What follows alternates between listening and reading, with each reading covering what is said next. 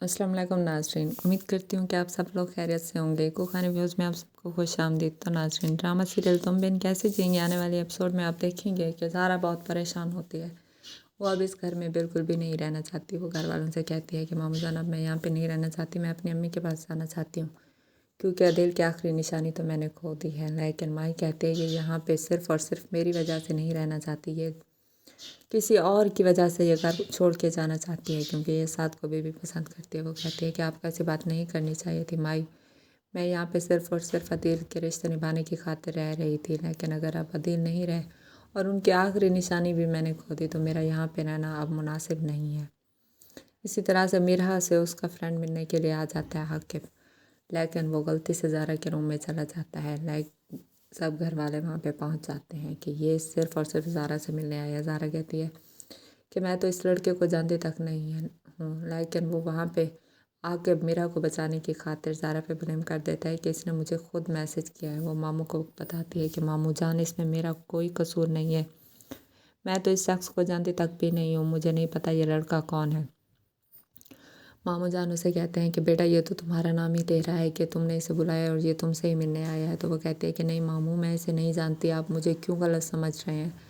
और सब घर वालों को सफाइयाँ देती है, लेकिन उसकी बात पे कोई यकीन नहीं करता। ज़ारा अपने बाबा से कहती है कि मैं यहाँ पे अब मज़ीद नहीं रह सकती, क्योंकि इन लोगों ने मुझ पे शक किया है। और माही वो भी कहती है कि बाबा, इसने आपको कहा था कि ये यहाँ पे इसलिए नहीं रहना चाहती कि इसने आखिरी अपना बच्चा खो दिया है, लेकिन अब तो आपको अंदाज़ा हो गया है, ये सिर्फ़ और सिर्फ यहाँ पे इसलिए नहीं रहना चाहती थी क्योंकि ये उसके बच्चे को मार के जाना चाहती थी कि बाहर ये अपनी ज़िंदगी अय्याशी के साथ गुजारे।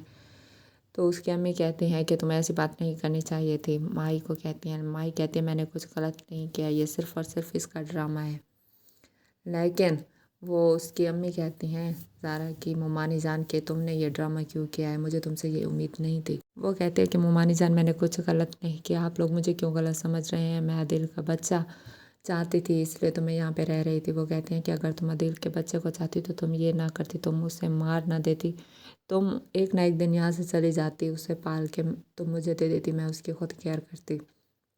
वो कहती कि मुमानी जान, आप ऐसी बातें क्यों कर रही हैं, क्यों आप मुझे मज़ीद हर्ट कर रही हैं, मैं ऐसा क्यों चाहती, मैं अपने बच्चे को खुद पालना चाहती थी, लेकिन ये तो कुदरत का खेल है और ये सिर्फ़ और सिर्फ आपकी बेटी की वजह से हुआ है।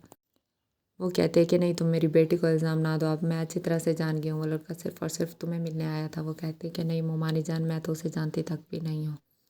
लेकिन ये बात माई को मालूम नहीं होती कि वो लड़का आकिब है, जिसने उसकी चोरी भी करवाई थी और अब वो मीरा से मिलने के लिए उसके घर पे आया है। लेकिन ये बात मीरा को मालूम हो जाती है कि आकिब उससे मिलने के लिए आया है, क्योंकि वो अब आकिब के साथ कांटेक्ट में नहीं होती। लेकिन जब वो ये बात माई को बताती है कि इसमें सारा भाभी का कोई कसूर नहीं है, मैं घर वालों को बताती हूँ कि ये आकिब मुझसे मिलने के लिए आया है। माई कहती है कि तुम्हें किसी को कुछ बताने की ज़रूरत नहीं है, अम्मी को सारी की सारी सच्चाई तुम्हारी ज़ारा ही ने बताई थी और अम्मी ने तुम्हें कितना डांटा था, तुम्हें घर में बंद कर दिया था, इसलिए बेहतर ये होगा कि तुम खामोश रहो, इसने हमारी खुशियाँ छीनी हैं और अब हम इसे घर से निकाल के ही रहेंगे। वो कहती है कि आपको ऐसा नहीं करना चाहिए, इसमें भाभी की इज़्ज़त पे हर्फ आ जाएगा, इसलिए बेहतर यही होगा कि हम उससे सारी की सारी सच्चाई बता दें। वो कहती है कि ना ही मैं ऐसा करूँगी और ना ही तुम्हें करने दूँगी, इसलिए बेहतर यही होगा कि तुम खामोश रहो।